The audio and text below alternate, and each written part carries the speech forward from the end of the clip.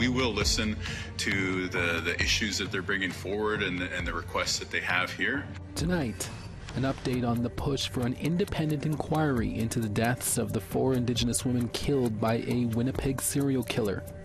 With the passage of time, we believe that individuals with knowledge of the circumstances of Nicole's disappearance. Edmonton Police and family renew their calls to the public in locating 23-year-old Nicole Frenchman. People, sometimes they are caged like animals when they are human beings. And a investigation is underway at the Canora District Jail in Western Ontario. We'll tell you why.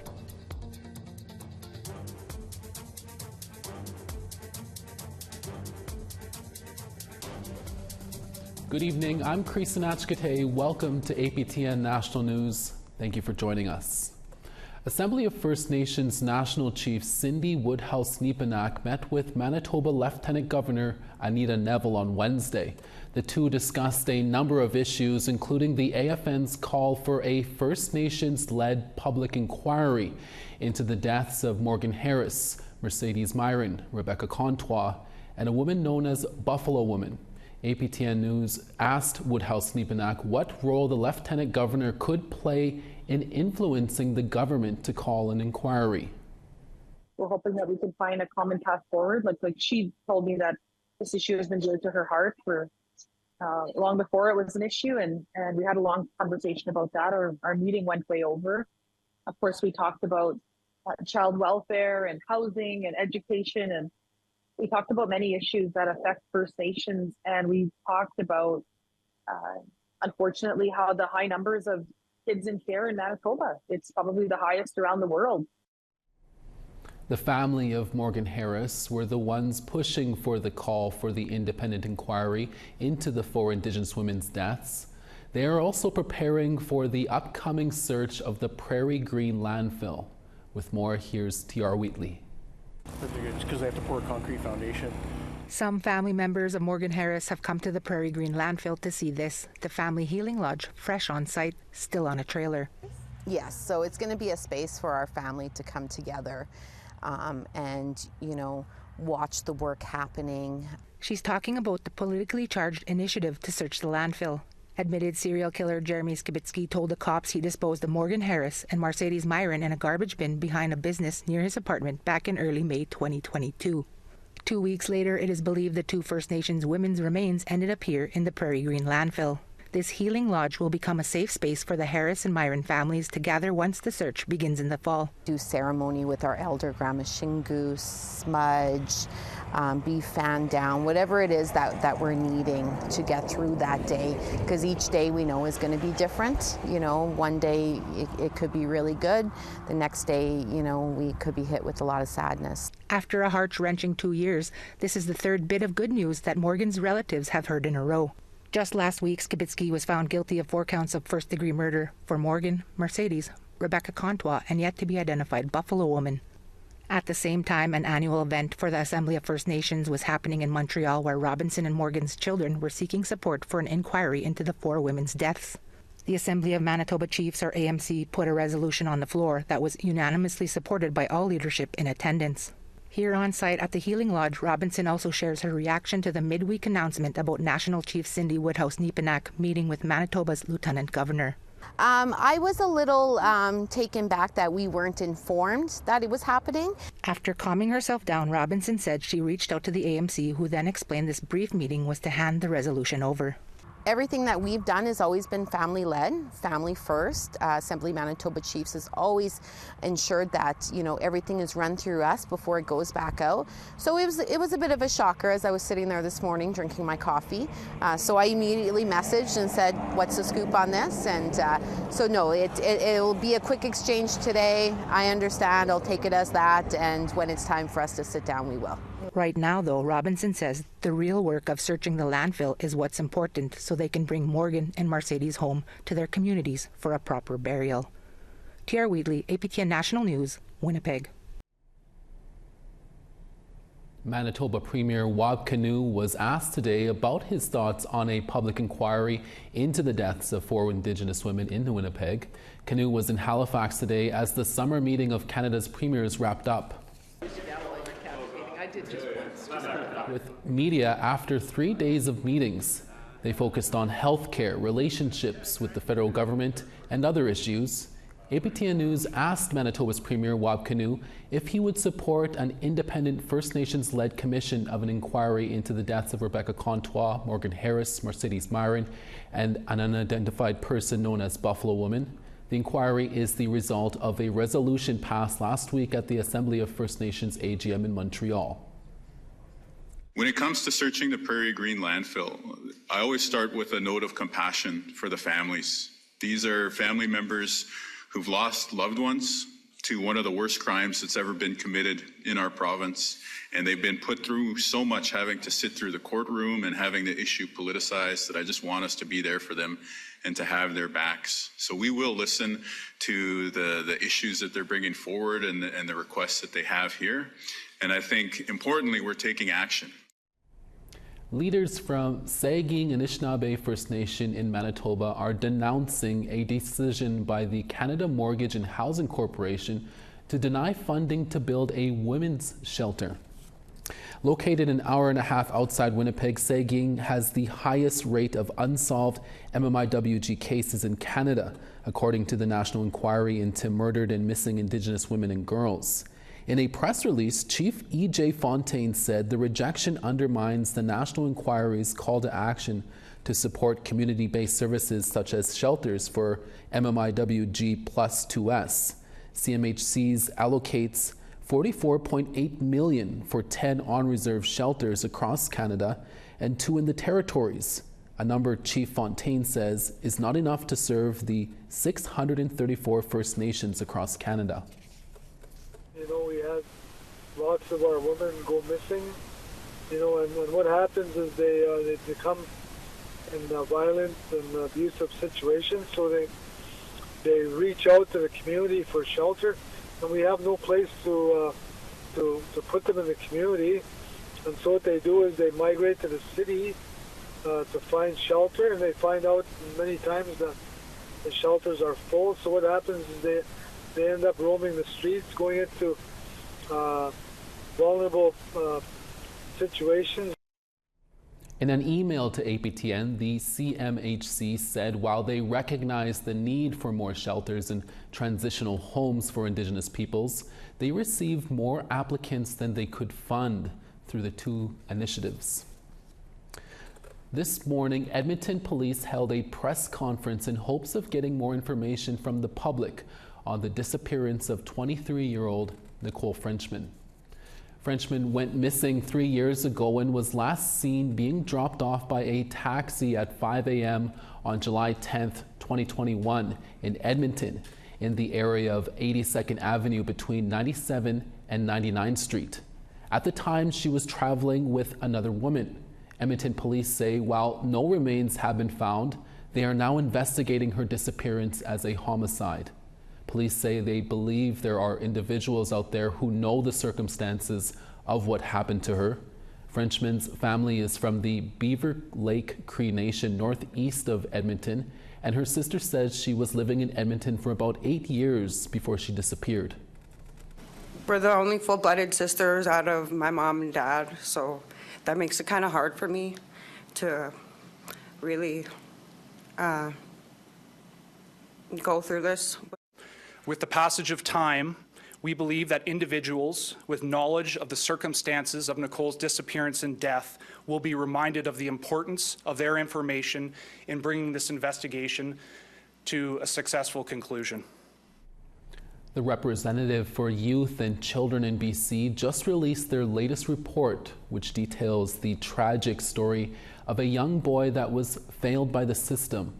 APTN's Tina House has this report and a warning to some viewers. Some details in this story may be disturbing. The stories of the children in this report call us to take action and to take action now. At this press conference, Grace Lohr, who is the Minister of Children and Families, addressed the media. They are here to discuss this report called Don't Look Away, that shines a spotlight on the cracks in the system that failed an 11-year-old boy named Colby. a First Nations boy who died after enduring months of torture, neglect, and severe abuse at the hands of extended family caregivers. In the report, the representative says intergenerational trauma is one of the factors in the death of Colby and many other kids in care. How do you make sure that some of the intergenerational violence that is caused by historical and ongoing colonization and colonialism, how does that get addressed so that there can be really strong and loving relationships and nurturing and back to breathing life into the ways of being from time immemorial? Cheryl Casimir of the First Nations Leadership Council says enough is enough and more needs to be done to ever prevent this from happening ever again. I can guarantee you that there is a child somewhere, whether he's Indigenous or non-Indigenous, who is waiting for somebody to step up for them right now. There is a child somewhere today who is hungry, who is being hurt, who is suffering from mental health issues, who is hoping an adult or someone is going to come along and help them. The report highlights the confusion over roles and responsibilities, not enough support for struggling parents and caregivers, essentially setting them up to fail, requires an entire system review. We are going to look at whether we need to pull apart, think differently about prevention and protection. And as the representative has said, we also need to take the steps now that support children's safety. Mary Teegee from Carrier-Sir County Family Services read a powerful quote from a young boy in care to the audience. I would like to leave you with the words of a young boy, a child in care, and I say this often, but it bears repeating, who said he dreamt of a day when he only had to read about the impacts of colonization in residential school, not have to live it. In this case, Colby unfortunately had to die from those impacts. Tina House, APTN National News, Vancouver. Coming up next after the break, an investigation is now underway following concerns inside the Canora District Jail. We'll tell you how the inmates were being treated. He reiterated that there was proper menstrual products there, but he wasn't there. It's based on what he hears, right?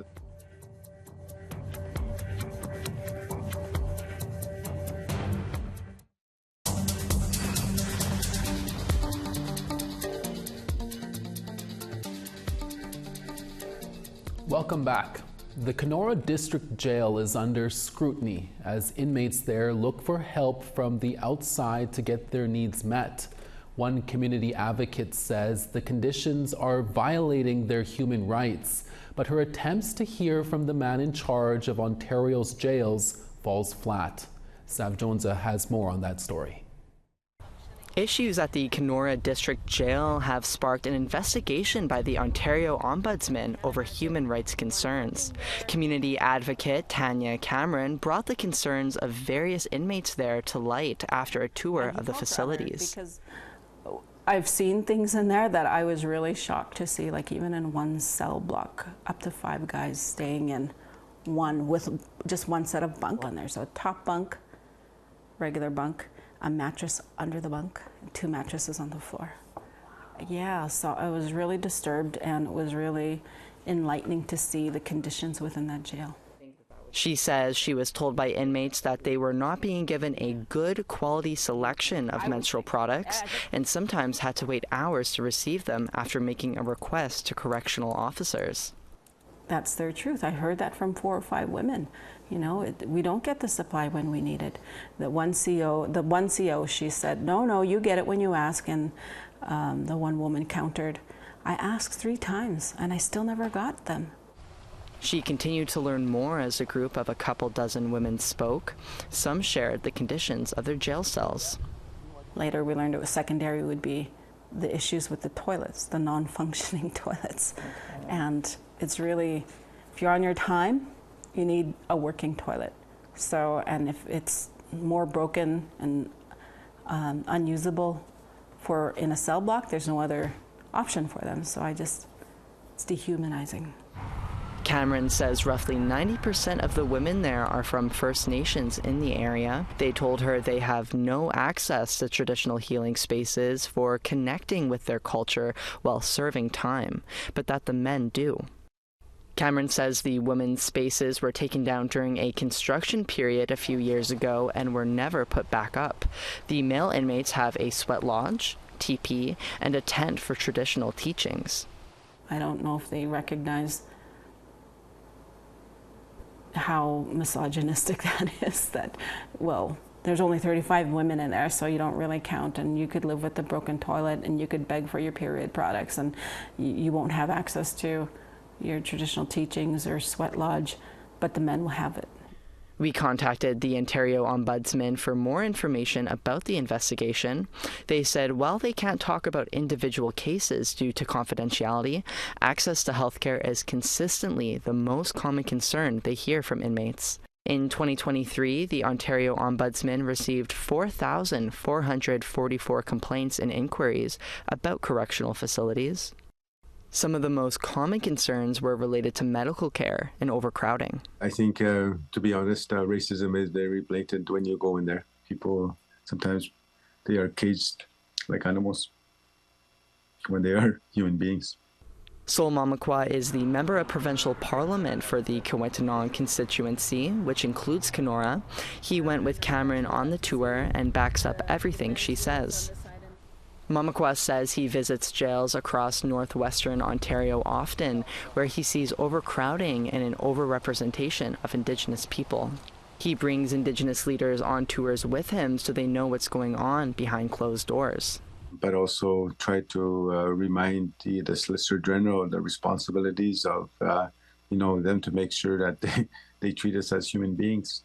Cameron says she sent 2 letters and made multiple phone calls to the Solicitor General of Ontario, who oversees the province's jails.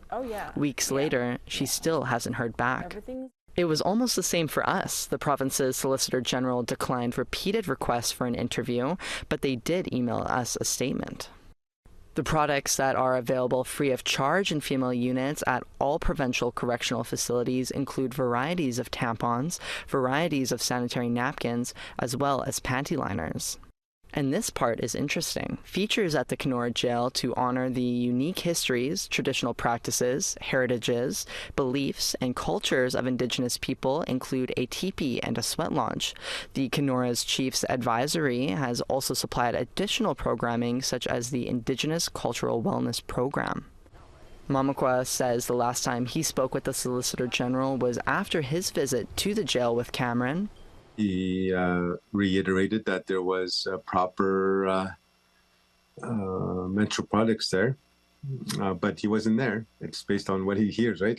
Cameron says that since her visit, some inmates say access to menstrual products has gotten better, but for Mamakwa, the mounting issues around human rights in jails have a solution. That's what I mean by, we need to be able to transition them into our First Nations, smoothly and quickly as possible, because we need them in our communities, we need them in our homelands, we need them in in our traditional territories, not in jail, not in Canora. Sav Jones, APTN National News, Winnipeg. Thank you, Sav. We're always looking for your feedback or story ideas. Here's how you can continue the conversation with us. If you have a story you want to share, send us an email to news@aptn.ca. To read and watch our stories, go to aptnnews.ca. You can find us online on your favorite social media sites, including TikTok, YouTube, LinkedIn, and X. Follow APTN News to join the conversation and see our latest stories. Calgary-based oil producer Canadian National Resources has been fined $278,000 by the Alberta Energy Regulator for the deaths of 411 birds back in 2022. The birds were attracted to an island created in the tailings pond on their Horizon oil sand mine, 70 kilometers north of Fort McMurray. The birds created hundreds of nests there. Wolves and coyotes were also spotted on the island. The company did not report the bird sightings for 2 weeks. APTN News reached out to the company but did not hear back. It recorded revenues of $26 billion last year. Jesse Cardinal, the executive director of the nonprofit Keepers of the Water, says such a small fine will not change the company's policies. A company that makes billions of dollars, $250,000 is nothing for them. That will not faze them. That will not entice them to do better when it comes to the tailings ponds. All they care about is take as much as we can get and give as little as we can give. And we have seen that time and time again. And the governments support this. And on top of that, the governments give these companies subsidies. Stick around because we have a short preview of Back to Batage Days when we return.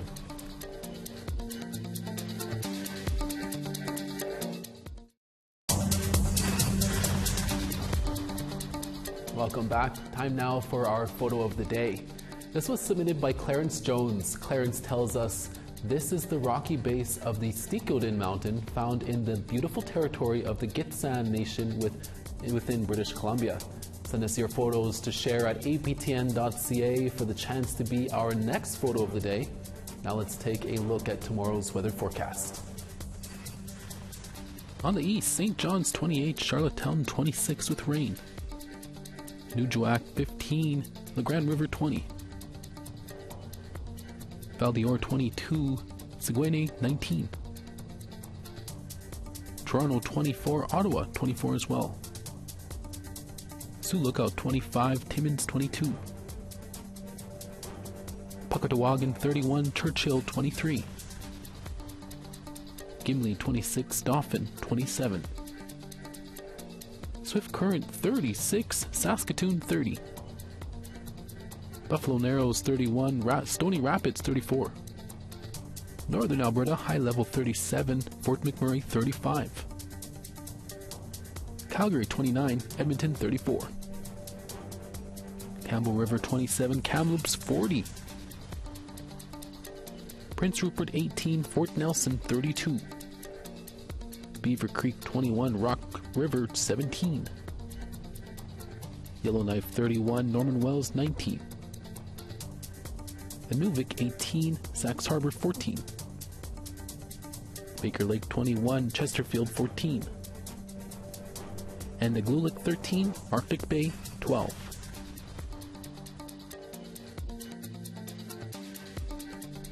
Métis Nation Saskatchewan is excited to be heading back to Batage this weekend.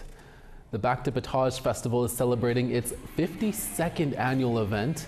In the historic heartland of the Métis, the festival shares traditional food, games, and activities. This year, MNS is also celebrating the progress that has been made on the sacred document of the Michif at the festival. The event brings on July 18th, or the event, I should say, starts on July 18th and runs to the 21st. So if you don't have anything to do this weekend, why not head down to Back to Batage Days in Saskatchewan? There's going to be all kinds of great events through the weekend, including jigging and fiddle entertainment, slow pitch competitions, and even an Indian relay race and chuck wagon championships. It's always a fun time. And that is your evening national newscast from all of us here at APTN National News. Hi, miigwech, masicho. Thank you for watching.